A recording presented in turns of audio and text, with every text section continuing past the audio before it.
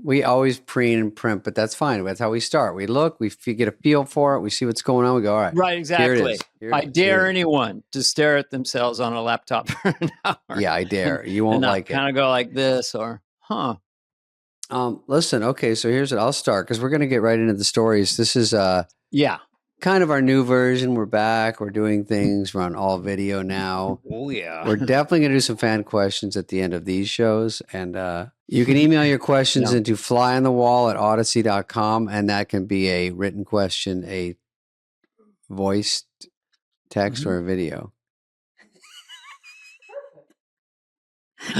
We're so dumb, man. We should not have a show. But then we'll play them or we'll read them. That's and we'll right. give you life advice, financial, anything. A new segment that I want to do. Okay. And I'll tell you more about it. It's take 30 seconds. Okay. And now it's time for Shaggy News. Gee, Scoob, I don't think it was such a good idea to vacation in Tehran. Why not? Well, for one thing, Trump dropped a bunker buster on Fort O Mountain. Some people think the damage was minimum. Others think it was severe. We got to get out of here. What are you doing here, dog and man? I can't get you. We got to make. Where's the mystery van, Scoob? I don't know. Where's Velma? She's getting gangbanged. Keep running. So I want the fans, anyone listening, to come in with different topics for Shaggy News. Oh, okay. Because we need more news. We need more segments that'll come back and forth. Did you get the part where he goes, but Trump dropped a bunker buster on Fort O Mountain, and then the dog goes, a minimum or severe? Some people think it's minimum. Actually, I didn't get that part. That's funny. I know, minimum or severe. Now, some people thought it was minimum damage. Other people think it's severe. We got to go, Scoob. You come back here, Kadamokaka. What if Scooby goes, it looked like the rocks pretty much smashed everything. How much nuclear stuff can take an avalanche? Well, that's a good question. It's very hard to move your radioactive material. It's heavy and hard to get to the other mountains. There were 3 bunker busters. One creates the hole and the other goes down the shaft. So anyway, that sounds like just a made porn. me laugh. The most innocent cartoon versus this. I like it. Well, we're off to a 10 out of 10. And 10 out of 10 on Fly on the Wall. So I will tell you, we're going, away. everybody, Superfly's gone. It's all Fly on the Wall. No one can wrap their head around it. And with what's going on in the world, it's just this is really the only place to go to find you got to have some fun with it, like so Danny, I had a hard time with the gonna be New York mayor's name. It's not just because it's Zohan Mandani or not Zohan. It's not Zohan. It's not Waterboy. But it's Z-O. It's not. It's one Sandler movie. Hey, Scoob, how do you pronounce the name of the next mayor of New York? I don't know. I was trying to give him a nickname like Eisenhower had Ike. There was Tricky Dick. Yeah. Obama was B.O. actually, occasionally. Yeah. Barack Obama. But for Zoman. Anyway, go ahead. Is it just Zoe? Do they call him Zoe? Zoe could be Zoman, because it's Mandini. It's Zohan Mandini. Yeah. Imagine him trying to pronounce my name, Dana Garney, and No, his has a lot more letters. Yeah. Mm-hmm. I'd like to buy a vowel. I'd like to buy a vowel.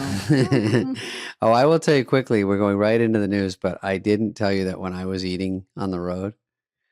By the way, are you near? Where am I going? Sonoma, Heather? Yeah, no, Saratoga. Saratoga. Are you near that? Oh yeah. Are you playing the outdoor amphitheater? Yeah. I've done that several times. I did it with Dennis and Kevin once. It's fun. That place is gorgeous. It's up on a mountain and the near Silicon Valley, basically up in the redwoods. Yeah. You wind your way up, and it's a winery. And it's like a little 2-lane street up there, and then it's it's almost like carved into the mountain. It looks like Rome. And for an outdoor theater, it's incredibly intimate. Yeah, it's great. So that'll be 2 weeks from now, but you're welcome to do a guest spot. Okay. Other than that, when I was on the road this weekend, we went to Chili's one night, which was a real treat. I like to treat everybody. And this is a funny thing. Does this happen Chili's? to you? Why don't you take everyone to to Koi or something. That'll I like how set you Chili. I like how Dana goes. Wait, did you say Chili's? That was You're the treat. treating at Chili's. You're not getting they're pretty reasonable, I hope, financially. No, I'm on the road, and so we just say. All right, they always recommend. Oh, when you're in Cleveland, you got to go to the spot. But Mm-hmm. it's too fast moving. Like I'm not going to have a luxurious Right. 7-course meal. We got to eat, get to the show, get ready. You want a branded one. Yeah. Yeah, unless we're going after. At least I know what I'm getting. I like it. So we go in there, and have you ever had this? You sort of get overhelped because restaurants, they're happy to have you there. It's like Mr. Carvey, we've got this, and then they go. They don't see David Spade and Boom Dog that often. They don't see anyone, so they go, "Hey, I'm the assistant night floor manager of this quadrant of the restaurant. If you need anything, by the way, they don't want you. I go, yeah, A1. They're like, A1. Oh, hey, does anyone know if we have A1? So they don't really want anything. They just want to come over and say hi. Anyway, so we have about 4 different people do that, and then we're eating. And one guy leans over. I think it's a total stranger. He leans over near Catherine because we're like on a booth, and he goes, "Hey, I'm taking off, guys." And we go, "Okay." And he goes, "Yeah, I'm wrapping up. I hung in there a little extra to see you guys, but you guys good? Got your chips?" I go, "Yep." And he goes, "Yeah." So I think I'm going to cruise. I'm like, "Oh, you work here?" I didn't know. He was one of the assistant managers that came over, and then he comes and lets us down gently that he has to take. Well, probably a nice guy. In his mind, he's going, great guy. "Hey, don't worry about saying the dishwasher. Eddie, don't worry about it. I got the back. We got a celebrity out there. Remember Tommy Boy? He's in a restaurant. I got his back. But I got to go soon. I got to tell him that I got to leave, and he's not going to take it lightly. So, you back me up on this." Right.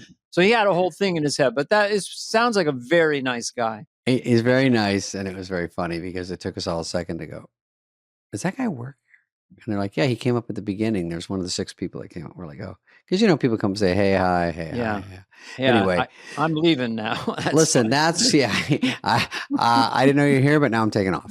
So anyway, that was fun. Chili's was fun. Gigs were fun. Can I tell you my 10-second true story that's not funny about food on the road? Green Bay, playing Green Bay, Wisconsin. Yep. Say to the promoter after, "Where's a good place to eat?" And he goes, "Yeah, Ted's Steakhouse. They got real big food down there." Big food. Yeah. And over at Eddie's Lasagna, they got really big food. Both those places got real big food. And I'm not kidding. That's exactly what I heard. Big food. And did you get big food? I don't know. I'm a miniature man. Everywhere I go, my wife and I constantly have to, let's split it. We're never disappointed. It's like you're getting a turkey sandwich and it's the size of a watermelon, and some fries. I mean, I went to a restaurant last night. By the way, I saw Drew Barrymore, Heather's favorite. She was favorite. Eating there. She was hilariously cute. She looked great. Actually, had no makeup on. She had like a baseball. She looked so cute. So she was fun to see. And then we were ordering spaghetti, me and my friend, and they have regular and large. Okay. Large was 130, and I'm like, for spaghetti? For spaghetti and gold balls? I mean, what is fucking happening? 130. I go, how big is it? And they're like, it's really big for 130. It's like this. And like, who's going to eat that? Is it that? That's 130. I think this. But Dana, it didn't. They go, it could fit like 3 people. I go, it better. Well, did you order it? No, Dana. No, I don't have Dana Carvey money. Yeah. Can I tell you my Drew Barrymore story? We never do the show. Yeah, let's do one more. It's 10 seconds. It shows you how sweet she is. And it was so we're at Sandler's, DC thing, right? When he got his Mark Twain Award and she's backstage. And I said, "Yeah, I really like your show. You're a natural at that. You're great." And she just paused with all sincerity, like just went, "Really? You think so?" She'd been on for like 3 years. Sweet, yeah. And then later on, we're taking the picture, and she just puts her hand on my leg, not in a sexual way, just very friendly. Let's have her back on. Yes, she's hilarious because I told her an embarrassing story, but it was funny. So let's hit right to the news. We're not right to the news. Obviously, we didn't go right to it, but we will. Well, we had our little preamble. Okay, here's one. This one is, we've heard these things about Bill Gates. Bill Gates finally releases his GMO mosquitoes. I think it was Florida. Now, I thought this was odd because what what do you have to know to be able to, like, I'm rich, but I'm not, I get to drop mosquitoes on people rich. Like, I can't operate on mosquitoes and then go, Dana, I think I've hit a money, level where I'm going to drop spiders on Arizona. Like, they're good ones. I've trained them. I think they're going to eat the bad ones. So this always is peculiar how much money he can buy. He's not a scientist, right? No. Well, okay. They're genetically modified mosquitoes, so they will not transmit diseases by biting people. Is that it? I think ideally, if the mosquito goes along with it, they bite a bad mosquito and then they die. But now you got the GMO ones that now want to run the show. And I don't want any added mosquitoes. How about that? Well, I'd seen I think it was on PBS, I saw a documentary about this, and they're interviewing Bill Gates, and he goes, well, I really don't like mosquitoes, and I'm going to try to get rid of them. How much money will it take? Not much, maybe $2 billion. I know. I mean, if you got mosquito money. That's the worst Bill Gates impression. I know. It's kind of Kermit. No, I don't know. It's a little Kermit-y. I know. I apologize. No, it's good because I shouldn't apologize because I read one of the comments says I apologize all the time. Do not apologize. Fuck these people, man.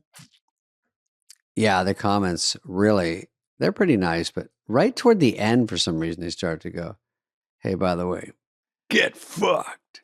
By the way. That's at the very end, but I poo-poo that thing. That doesn't hurt me. I have an AI device, and I say only read me comments that refer to David Spade. So it's really comfortable, and I watch. And there's a lot of good ones in there. Oh, good. Okay. There's some good ones in there. All right. Let's move on from Mosquito Gate. Let's go. Which I disapprove of, I'm going to say.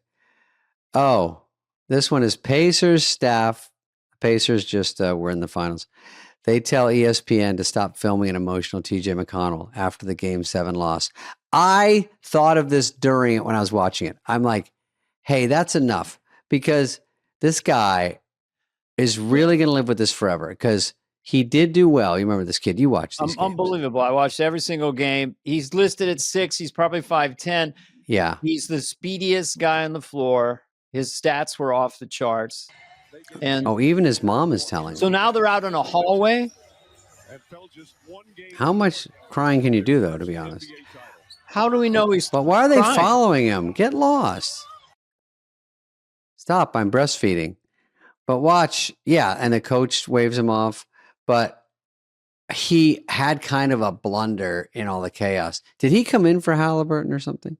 Well, he started playing more and more minutes, and then Halliburton went out. So he played more minutes. In a Game 7 when everything is on, it's very high stakes. Locked and loaded, and they had won Game 6, so they had expectations to win the championship. I didn't, because I was sort of like, okay, the game's over. So I didn't watch the ending part, but I don't think he did anything wrong. I think he played balls out. I thought the guy was unbelievable.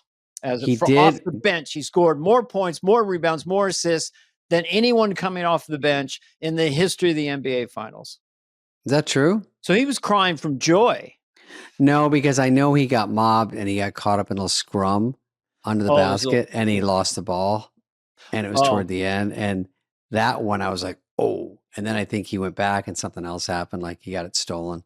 Was it close enough for that to have made a difference? I don't think so, but I know that I remember going, wow, because I'd look away and then look up because it looked like it was getting over with. But I thought that he's going to think about that. And then when I saw him bawling, I don't even say crying, I say bawling, one worse. I get it. That's Game 7 and you do something, even though all the good he did, you just feel like. I know. The one thing about our chosen career, which can be emotionally violent, we get a lot of chances, Yeah. That is tough. You may, as an NBA player, you don't know if you'll ever get back to the NBA Finals. So, yeah. But a lot of props. We both cry a lot off camera. Well, a lot of times after the podcast. A lot of times I'm tearing up on camera. Yes, you are. I have a cry filter that I can put on. You cry because you think a joke doesn't work, or we skipped something. Joke didn't work. I rushed Scooby-Doo. I apologize for doing my Kermit the Frog, Bill Gates impression. Well, geez, Dana, I think you need to go to a therapist, doesn't he, Scoob? Yes, he needs help. He seems a little off. I'm doing Yoda at this point. Go ahead. Yeah, that was Yoda too. We interrupt Julie Bowen the whole time. I just saw one clip and I was like, oof. She's on the other sister show, Fly on the Wall also. That's what it should be called. Fly on the Wall also. Well, people should be happy because our thing is to interrupt each other and interrupt our guests. Without it, where would we be? Yeah, someone put in the comments on YouTube, stop interrupting Julie. And I go, why start now? That was actually Nick Swartz, and that idiot wrote that. Well, I would just say there's a very fine line between a spirited conversation because you don't want the air to get out of the balloon where you're not responding in the moment. Because if I'm talking to you at a restaurant and you say, I have a flat tire, and also I go, wait a minute, you got a flat tire? Yeah. But wait till you hear the next part. So it's organic and human to interrupt. Well, I wrote back with someone and said, they go, you're not a great interviewer. I go, we're not really interviewing. We're just bullshitting with someone that we like. And we're all talking. It's a conversation. It's not a straight up, 60 minutes interview. Yeah, it's not Barb Walters. All right. Well, we got out of that one. That was pretty good. Okay. So what's the next story? Oh, okay. So here's what happens. This lady gets porch pirated so many times. She fills her box with black widows and then just says, whatever happens, happens. This guy gets it. Now he wants to sue her. This is what black widows do, Heather. Texas man is fighting for his life A in the little hospital extreme. after he stole a package off of a woman's front porch, only to go back to his car, open it up, and see that it was full of black widow spiders. This woman was tired of this man coming by and stealing all of her packages before she could get home from work, so she made a little package that was just for him. When he popped that package open in his car, a bunch of spiders came flying out, and they bit him all over his face, and then he started swelling up and getting nauseous, so he had to go to the ER, and then he called the police and would like to file assault charges against her for setting up that booby trap. So the police contact the woman and they're like, did you put a decoy package full of black widow spiders out on your front porch? And she's like, oh no, those black widows are my pets. Were you able to find them? I saw that they were missing and I just have them in a box because they like to play in there while I'm at work. And the police were like, oh, this guy, he stole the box and then they bit his face and he whacked a couple of them. So they're no longer with us. And the woman's like, he killed my pets. That's completely unwarranted. I'd like to file charges against him. Double burn. Wow. Crime of the century. So was it somewhat credible that she left him on a box on the porch? She set the trap, no pun intended. Yeah. Leaving the box. The guy took the box rather than she put him in the car. Right. They put him by the door and he took another box, steal everything. Yeah. And then he opened up and they attacked his face. And that was like the 6th time he stole from her. So I mean, people just wait for the Amazon guy, follow the Amazon guy up to your door and steal it. And the Amazon guy is not going to gun him down. I mean, no one's doing enough. In my previous residence in West Hollywood, if there was a bag outside the gate or a package, broad daylight, gone. I'd give it less than a minute. Wow, really? Gone. Oh, yeah. I don't know it's there, but anything, if someone had said I left outside the gate, they go, when? Oh, like 10 minutes ago. I go, I was gone. So the people trolling everywhere, following Amazon trucks, and then right afterwards grabbing what they can and running away. I think what happened is citizens are going to start fighting back. There's so much crime that goes unpunished that it will turn a little like Wild West where people get shot, people get hit, people get beat up by regular people because they just finally can't take it anymore. It's like when you see fights at McDonald's and stuff, people walk in, they're mad they don't have their sauce, they're mad they didn't do their order right. They climb over and start beating the shit out of employees. That's the most infuriating because these people are going to work trying. And the people that aren't working come in and beat them up and harass them. And you go, and then the people inevitably get fired. And you go, how much shit can you take when you work at those places? And just if everyone's on perfect behavior, it's a tough job. But don't go in there and make fun of those people. And they're up early trying to work and then get beat up, get spit on, get food thrown at them. And they got to deal with it. And they can't really fight back. I'm it's with so you. horrible. Because I was a dishwasher and a busboy and a waiter when my rent was like $100 And so the respect I have for people doing these jobs 40 hours a week, not turning to a life of crime. Yeah. But I think this spider thing might catch on. I think it's It's not a bad idea. good way to dissuade. And then she sued him. What a burn. Okay, next one. Let's see. In 2006, psychiatrist asked, okay, this is just a random thing. How many patients have you cured? How many patients have you been able to cure so far? I would say 1. How many people have I cured? Well, there are no real cures right now in psychiatry.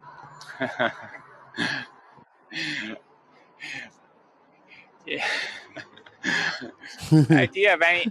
You asked me about the issue about how many people I've cured.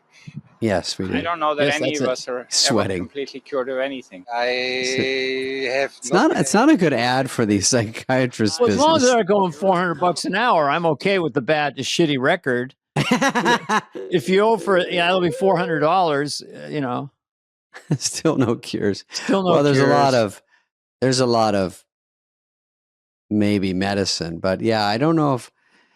I mean, people tell me to go to one. Obviously, everyone I've ever dated, and they go to a psychiatrist, and I say, oh, okay, and they go, I've got a great one I've been going to for 13 years. I go, well, that already. It's like when you go to my chiropractor, I've been going to him for 27 years. I said, I don't know.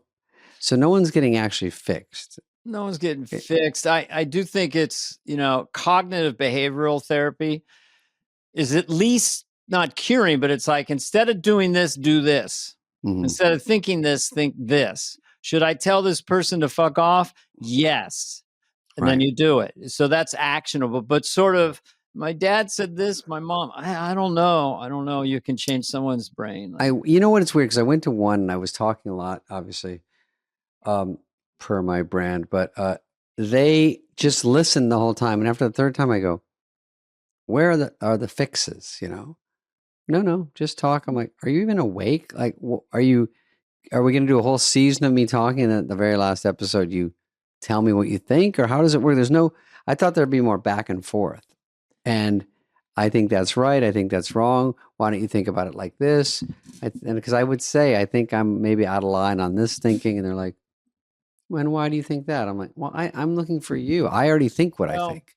It's like comedians, it's a scalability. I mean, some therapists, I tried a few and then I found one that I thought was helpful because it was so in your face advice. But, I don't know. I don't know. It's kind of like a scam, I guess, in a way. Yeah. I knew someone that was trained to be a psychologist or a therapist.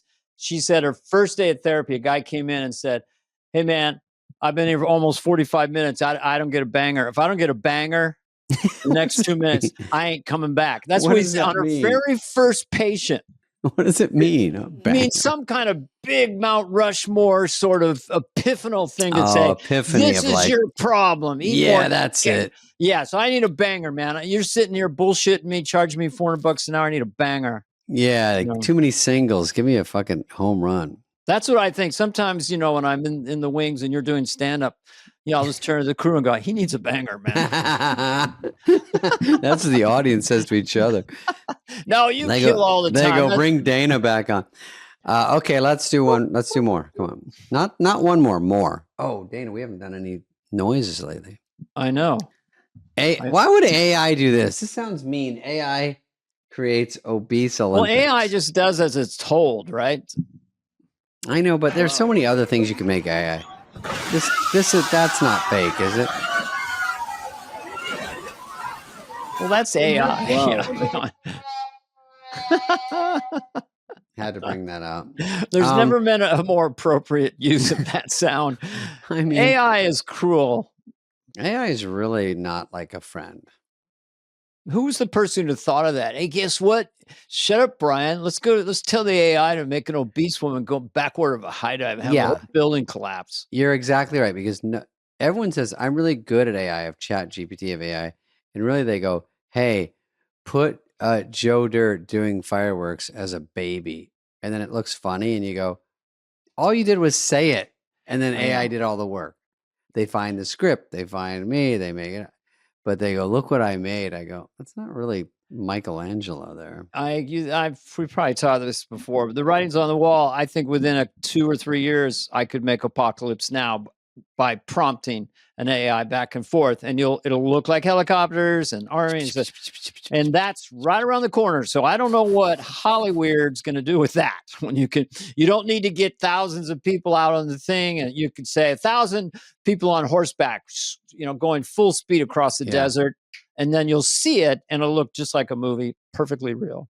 Someone's going to send us AI Scooby and Shaggy in Iran, I bet. I don't think we should have vacation in Tehran, Scoob. Why not? Well, Trump launched a bunker buster on Forlorn Mountain. I had a bunker buster at Pincho's Tacos the other night. I think you have a better Scooby than me. I call it Shaggy. I'm doing Scooby and Shaggy, I think. Well, everyone knows, don't they, from the age of that Casey Kasem did Shaggy? Yeah, that's right. But he did do the hook of cracking because he talked like this. I don't know. We got to get out of here, Scoop. That kind of gear he went to. That was, Heather, you didn't know until just now? Oh, Heather just woke up. That's a good one to know. Heather has our schedule for when we record these things, and then she puts nap time right next to it. She goes, "You ready?" Open laptop, cover her face.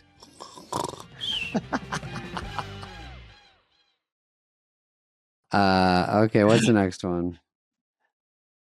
Bunker buster. Okay, there you go. A bunker buster. This is a bear doing something. I don't know what. Let's see. Russians get along with bears, I think, more than regular people. Oh, they wrestle them. They fight them. Okay, but this bear is real. It's not AI. Hey, have a little Slim Jim. Now do the trick we talked about. So he can stand in the circle. He gives him a treat. Sniffs the bit. He's like, and then am I a clown to you? He's like, do it. We're filming. What does he want? He's doing good so far. Oh, wow. Standing up, he looks like a person. That is cool. That's pretty good. Wow. He's biting it. It's like a hula hoop looking thing. There's no way. He's got it around him. It's like a hula hoop. He's going to do it like a hula hoop. And then I don't dance. think so. Yeah.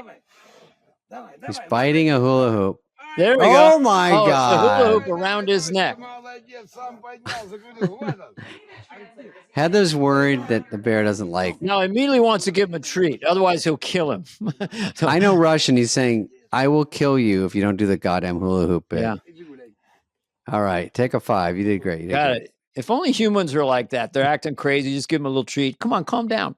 Oh, the show is going nowhere. Lauren, please have a little bit of candy. Oh, Marcy. Lauren, step into a Slim Jim. We're just down to making noise. That bear's back in his dressing room going, we got 2 more shows today. Well, it is amazing. What animal could you give a great white shark a treat and kind of hang out with it? What animal? I saw won't a girl play the petting game? sharks the other night, Dana, and I was like, wrong. I was like this. Wrong.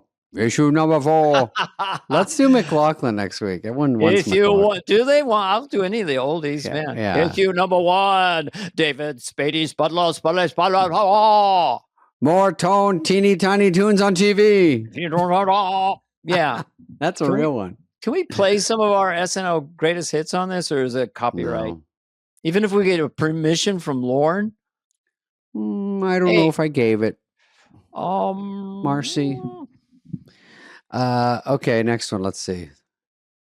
Next one. Issue 1. Girl with an Adidas jacket on with a green. What will the story be about? Green coup. I'm not even going to look what it's about.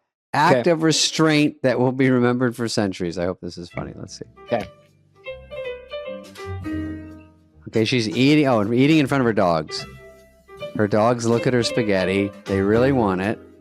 Yeah. That one really. Oh, he's making a funny face. He really wants it. Look at the white one's teeth.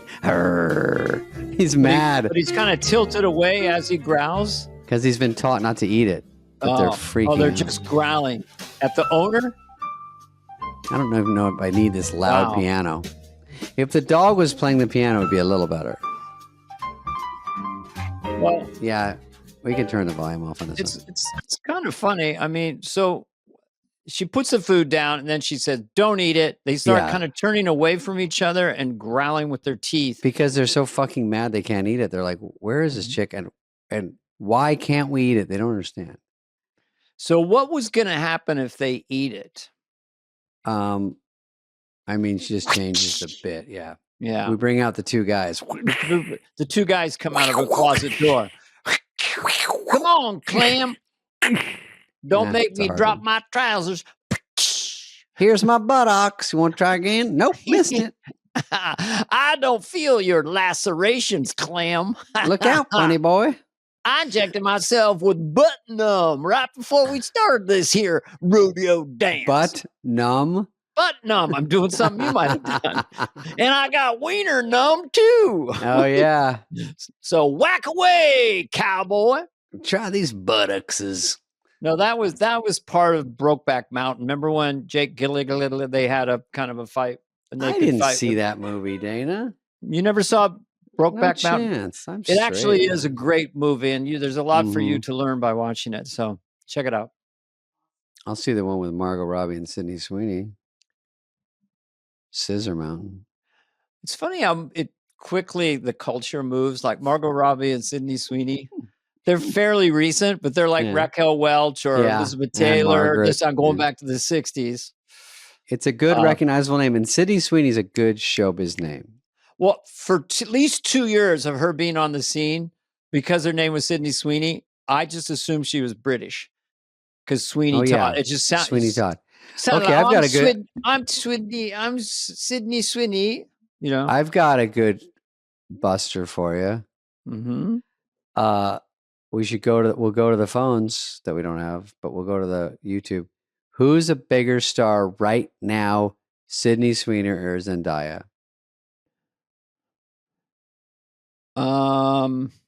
What movies is Eris and Zendaya? Who's that? Sydney Sweeney or Zendaya. Zendaya is in Euphoria with her. Oh, I see. Yeah, came out a little bigger than Sydney on Euphoria. She's in Dune. She's in 2 Dunes. Huge movies. She is absolutely great. First of all, absolutely great. But gorgeous. Sydney Sweeney. In our culture. Is it the boobs? The difference?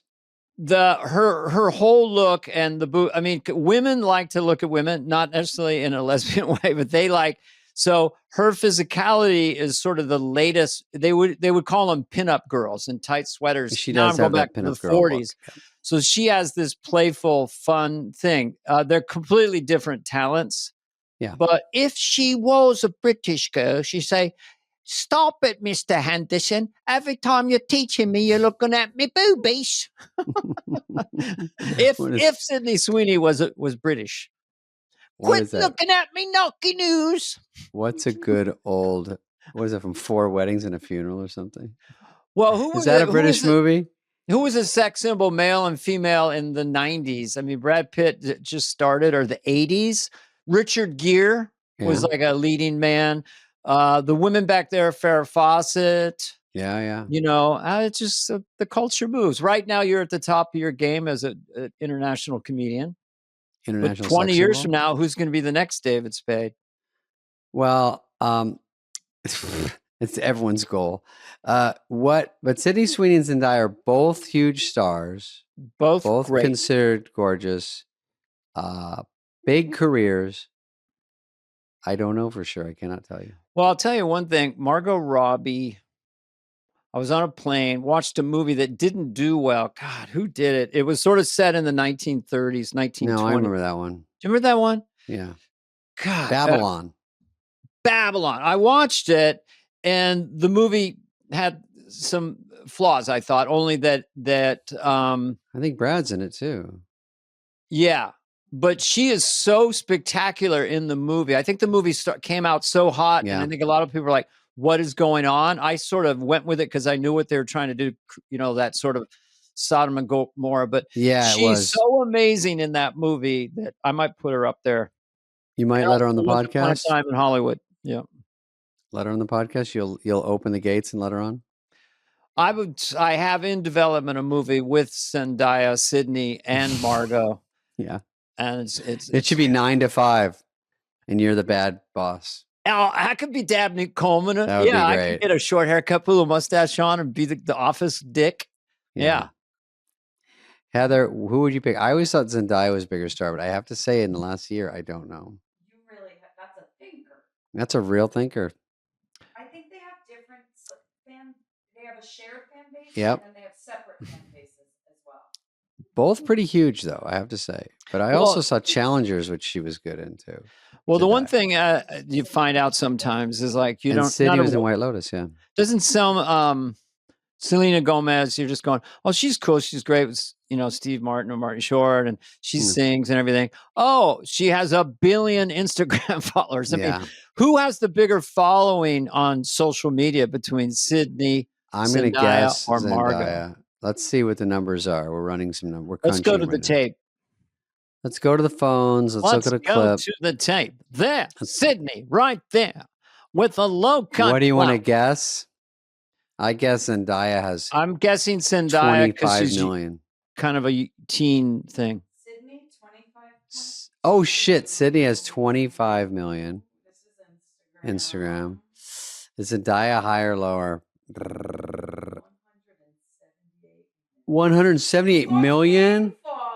There's our fucking answer. Whoa!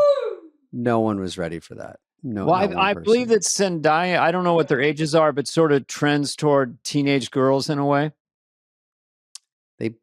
They both do. You're saying Sydney has more dudes, and a little bit older. I know they might be the same age, but I feel like she's kind of with what's that guy, Glenn Shirtoff. We knew Zendaya before Sydney because she was on the Disney Nickelodeon. Oh, she was. Oh, Zendaya was on it. Was it Disney? I didn't know. Oh, was a Disney star, so she built up some fans. But I think Sydney came off of Euphoria slower, and then did. What did you just say she did? Oh, White Lotus, which was another monster.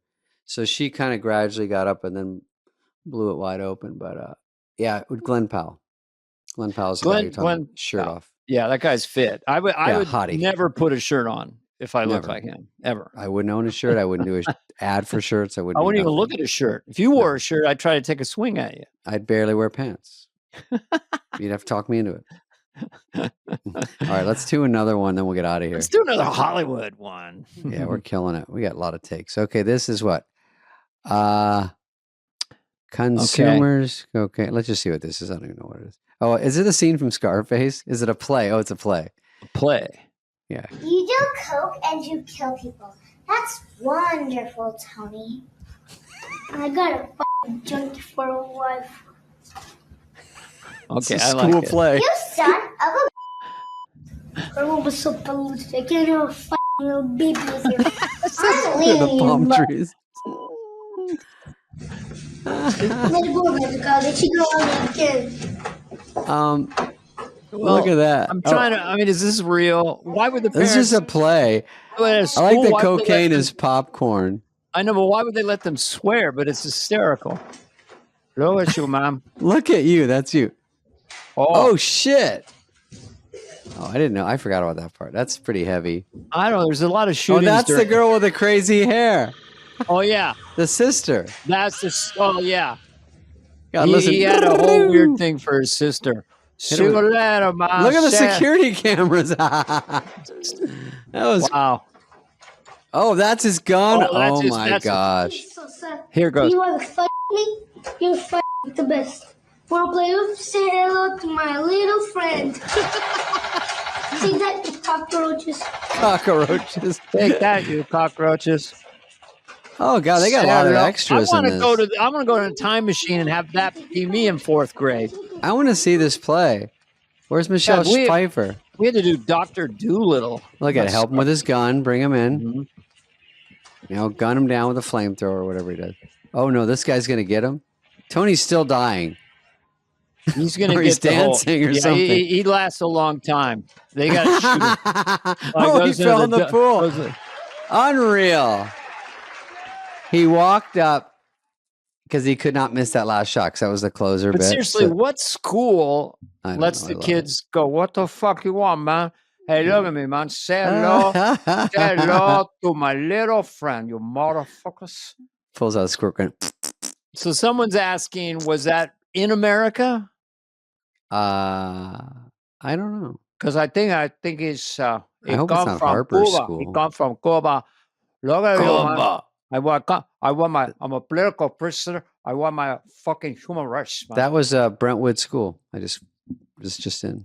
Brentwood High? Yeah, Beverly Hills High. God, can you imagine how much fun those kids had doing that?